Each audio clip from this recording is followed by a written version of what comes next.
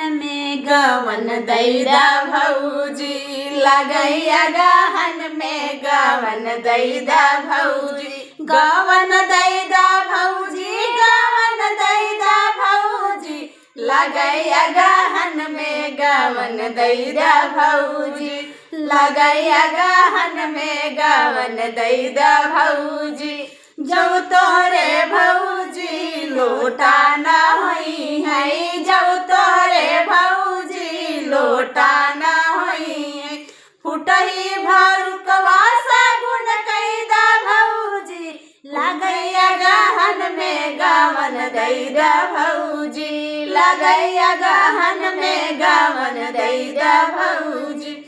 गवन दैदा भौजी, गवन दैदा भौजी, लगैया गहन में गवन दैदा भौजी। जब तोहरे भौजी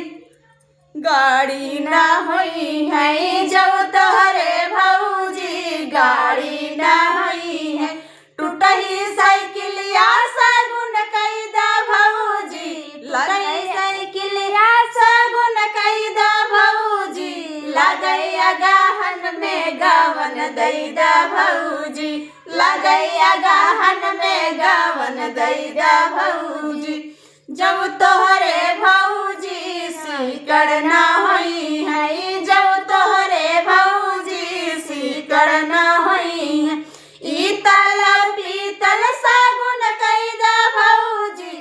इतल पीतल सगुन कैदा भौजी, लगैया गहन में गवन दैदा भौजी, लगैया गहन में गवन दैदा भौजी, गवन दैदा भौजी, गवन दैदा भौजी, लगैया गहन में गवन दैदा भौजी। भौजी जब तोहरे भौजी थाली न होई है, जब तोहरे भौजी थाली न होई है, टूटही माउनिया सगुन कैदा भौजी, टूटही माउनिया सगुन कैदा भौजी, लगैया गहन में गवन दैदा भौजी, लगैया गहन में गवन दैदा भौजी,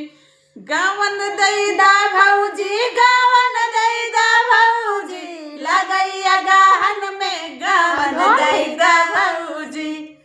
ननद भौजाई के ये हमार भौजी हैं सब गई या उतना ही सब जान ले भौजाई के गीत है के और अच्छा लगे तो कमेंट सब्सक्राइब जरूर करके बताइए भैया ये ननद भौजाई जोड़ी कैसन लागल। हाँ अब खाली हमें कहा थी भौजाई हाँ नहीं असली भौजाई नहीं है एक सब जान ले जा।